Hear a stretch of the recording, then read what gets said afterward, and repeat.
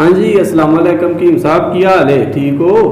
वालेकुम अस्सलाम जी। अल्लाह पाक दा बड़ा करम है। तुसी सुनाओ जी, दुआवां ने बहुत ज़्यादा तुहाडियां। तुसी सुनाओ, कामकाज कैसा चलदा है तुहाडा अजकल? अल्लाह पाक दा बड़ा एहसान जी, मालक ने रोज़ी लाई है, शुक्र है मालक दा। जी जी, अज बड़े दिनों बाद तुसां सानू टाइम दिता है, तुहाडी नवाजिश एक दफ़ा फिर बहुत मेहरबानी है। तो तुसां सामने चाय भी रखी है ते समोसे भी नज़र आ रहे ने, चने भी तरी वाले नज़र आ रहे ने, नाल चटनी भी है। तो सानू चाय के बारे दसो। बाज़ हकीमां तो असां सुने है कि चाय बड़ी मुज़र होंदी है सेहत लई, ते समोसे भी बाज़ डॉक्टर इहनूं कोलेस्ट्रॉल बंब कहंदे ने चिकनाई दा। ये चनियां विच भी तरी लगदी है पई। इन्हां दो चीज़ां ते थोड़ी रोशनी पाओ। समोसियां बारे तो फिर कभी गल करांगे, अज चाय बारे तुहानूं दसने जी। देखो, हर चीज़ का फायदा भी है तो नुकसान भी है। बिल्कुल। इत्थे किसी चीज़ के फायदे होंदे ने, उत्थे ही उहदे नुकसान भी होंदे ने। असी उहदे इस्तेमाल का तरीका वो नहीं सही सीखते। जदों सानू तरीका इस्तेमाल आ गया तो सानू कोई भी चीज़ नुकसान नहीं देन लगी। जी बिल्कुल। हुण चाह नूं असी खुद ब खुद ही जहर बना दिंदे आ। चाह है तो बेसिकली जदों चीन तो पाकिस्तान आई है, जी। साडे फायदे लई आई है, लेकिन असां वो कुछ तरीका ही इस तरीके नाल कर रहे हैं कि हुण साडे वास्ते जहर बन गई है।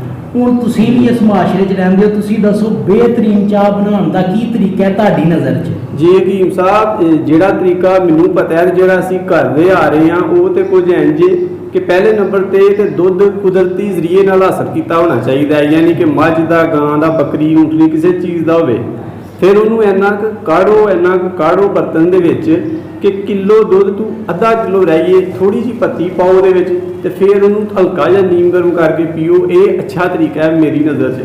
हुण तुसीं मज़ीद अच्छा तरीका दसो जो तुहाडे इलम के मुताबिक ठीक है, जिहदा नुकसान भी ना होए पीण वालिआं नूं। हुण जिहड़ा तुसीं तरीका दस्सिआ ना, जी। अक्सर लोग इसे तरीके दे नाल ही बनाउंदे ने। जी, जी। चाह नूं काड़ खोया बनाई जांदे ने, विच ही चीनी, जी, जी। विच ही लूण सुੱਟਦੇ ने, चाह जहर बन जाती है। ये बिल्कुल। चाह पीण का तरीका है ही नहीं। पहले नंबर ते चाह च दुध पैंदा ही नहीं। जी। चाह है ना, उहदे विच दुध नहीं हाँ जी, वो होंदा। दुध लेकिन माशरती तौर पर हुण इत्थे राइज हो गया दुध, ते असीं दुध विच पा लैंदे आ। बेहतरीन तरीका तुहानूं चाह बनाउण दा दसना, जिहदे विच चाह तुहानूं नुकसान नहीं देण लगी बल्कि फायदा ही देगी। जी, जी। हुण किसी भी चीज़ नूं तुसीं जदों 80 डिग्री तो उत्ते उबालते हो ना, जी। तो उहदे गजाई अजजा मरना शुरू हो जाते हैं। इस तरह ही चाह का भी हिसाब है।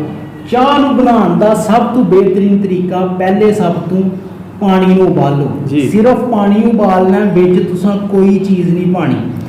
पानी नूं अच्छी तरह तुसां उबाल लेना। 1 कप ले लो, 1.5 कप, जिन्ना भी तुसीं जिन्नी चाह बनानी है जी। उन्ना पानी लवो, उन्ना पानी उबाल लवो। जदों पानी सही उबल जाए, जी जी। ਉਹਦੇ ਵਿੱਚ ਤੁਸੀਂ ਚੁੱਲ੍ਹਾ ਬੰਦ ਕਰ ਦੇਣਾ। ਉਹਦੇ ਵਿੱਚ ਅੱਧੀ ਚਮਚ ਚਾਹ ਦੀ ਪੱਤੀ ਸੁੱਟਣੀ ਹੈ। ठीक। ਚੁੱਲ੍ਹਾ ਬੰਦ ਕਰਕੇ ਪੱਤੀ ਸੁੱਟਣ ਤੋਂ ਬਾਅਦ ਉੱਤੇ ਢੱਕਣ ਰੱਖ ਦੇਣਾ। जी जी ठीक। 5 ਮਿੰਟਾਂ ਤੋਂ ਬਾਅਦ ਤੁਹਾਡੀ ਚਾਹ ਬਿਲਕੁਲ ਰੈਡੀ ਹੋ ਜਾਏਗੀ। ਠੀਕ। ਇਹਦੇ ਵਿੱਚ ਨਾ ਚੀਨੀ ਹੈ ਨਾ ਨਮਕ ਹੈ, ਕੋਈ ਵੀ ਚੀਜ਼ ਨਹੀਂ। ਚੀਨੀ ਤੇ ਨਮਕ ਨੂੰ ਕਦੇ ਵੀ ਇਕੱਠਿਆਂ ਨਹੀਂ ਪਾਉਣਾ ਚਾਹੀਦਾ। ਸਾਡੇ ਲੋਕ ਹੁਣ ਕੀ ਕਰਦੇ ਨੇ, ਦਹੀਂ ਹੈ ਉਹਦੇ ਵਿੱਚ ਵੀ ਨਮਕ ਸੁੱਟ ਦਿੰਦੇ ਨੇ। ਹੁਣ ਦਹੀਂ ਵੇਖੋ, ਦਹੀਂ ਦੇ ਵਿੱਚ 1 ਕੱਪ ਦਹੀਂ ਦੇ ਵਿੱਚ 10 ਲੱਖ ਤੋਂ ਜ਼ਿਆਦਾ ਬੈਕਟੀਰੀਆ ਨੇ। ਜੀ, ਜੀ। ਨਮਕ ਬੈਕਟੀਰੀਆ ਨੂੰ ਮਾਰ ਦਿੰਦਾ। ਜਦੋਂ ਤੁਸੀਂ ਦਹੀਂ ਦੇ ਵਿੱਚ ਨਮਕ ਸੁੱਟਦੇ ਹੋ ਨਾ, ਤੇ ਉਹ ਬੈਕਟੀਰੀਆ ਮਰ ਜਾਂਦੇ ਨੇ। ਮਰੇ ਬੈਕਟੀਰੀਆ ਤੁਸੀਂ ਖਾਂਦੇ ਹੋ। ਜੀ, ਜੀ। ਮਾਜ਼ਰਤ ਨਾਲ ਜ਼ਰਾ ਬਾਹਰ ਇੱਕ ਮਰੀਜ਼ ਆ ਗਿਆ ਸੀ। ਜੀ। ਅੱਛਾ, ਹੁਣ ਚਾਹ ਦੇ ਉੱਤੇ ਗੱਲ ਕਰਨੀ ਆ। ਵੇਖੋ ਨਾ, ਦਹੀਂ ਤੇ ਗੱਲ ਕਰ ਰਹੇ ਸਾਂ। जी जी।